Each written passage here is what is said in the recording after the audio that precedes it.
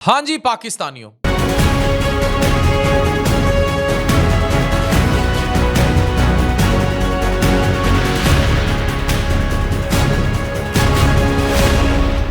गाड़ी एक सामने सिम्त से आ रही हो, एक आपकी जा रही हो, जो सबसे इंपॉर्टेंट चीज मैटर करती है, वो इंसानी ट्रस्ट है, ह्यूमन एतबार।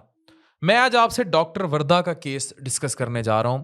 एक सहेली पर किया एतबार चंद तोले सोने के लिए इतनी कीमती डॉक्टर की जान ले गया। तो वो तमाम खवातीन जो अपने घर के राज, अपने मर्दों के राज, अपने ज़ाती राज सिर्फ वेंट करने के लिए दूसरी औरतों को बता देती हैं, या अपने एतबार ऐसे लोगों पर कर लेती हैं क्योंकि कच्ची होती हैं एतबार की, तो भुगतती कितना बुरा है। She lost her life. दोस्ती और एतबार जब सोच समझ कर ना किया जाए तो तबाहियां अनगिनत होती हैं, अपने पीछे गहरे निशान छोड़ जाती हैं। दो मासूम बच्चों की मां, एक काबिल डॉक्टर जो इतबार और दोस्ती की भीड़ चढ़ गई। 4 दिसंबर 2025 एबटाबाद की डीएचक्यू की डॉक्टर वर्दा एक रूटीन दिन की तरह निकली।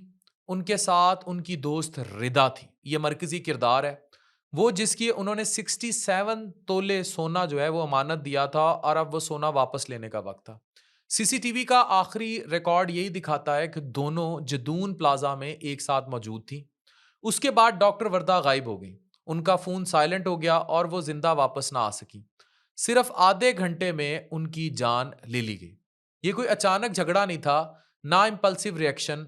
जो कुछ हुआ एक स्ट्रक्चर्ड, यानी सोची समझी, टाइम कंट्रोल्ड और प्री प्लान्ड वाकया था। ये पुलिस के मुताबिक तनाजा सोना वापस लेने से शुरू हुआ। अमानत जिम्मेदारी होती है, मगर हर कोई इस जिम्मेदारी का बोझ नहीं उठाता। आप कह देते हैं ना लोगों के पास कि तू मेरे इतने पैसे रख ले, तो इतने रख ले। डॉक्टर वर्दा का केस याद रखें, स्पेशली खवातीन। अब ये सोना जो 67 तोले था, डॉक्टर वर्दा अच्छी खासी पढ़ी लिखी खातून थी, किसी बैंक के लॉकर में भी रखा जा सकता था, लेकिन रिदा आड़े आ गई।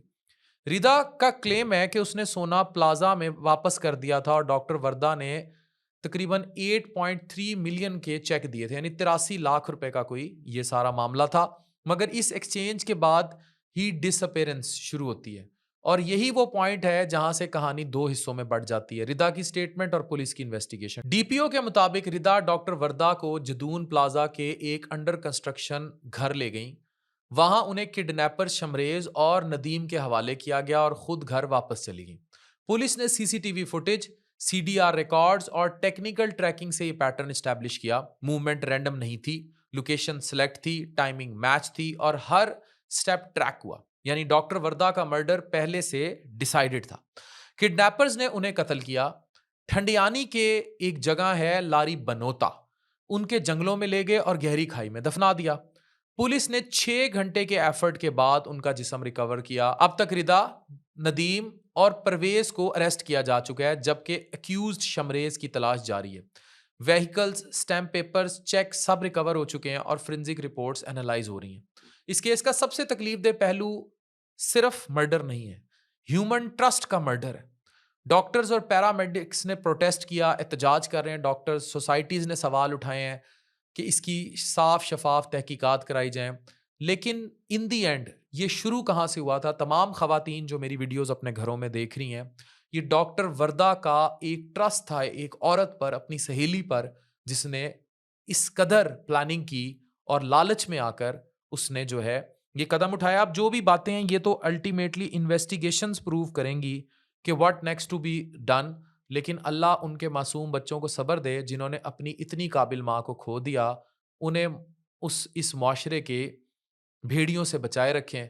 और जो डॉक्टर वर्दा के साथ हुआ, as a doctor, as a human being, और as a person, we all should protest.